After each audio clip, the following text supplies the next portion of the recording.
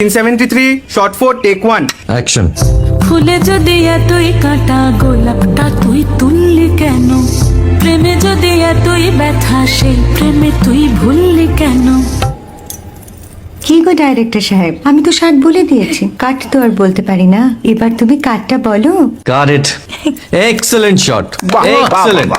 অদ্ভুত। ম্যাডাম আপনার সাথে একজন দেখা করতে এসেছে। নমস্কার, নমস্কার। বসুন।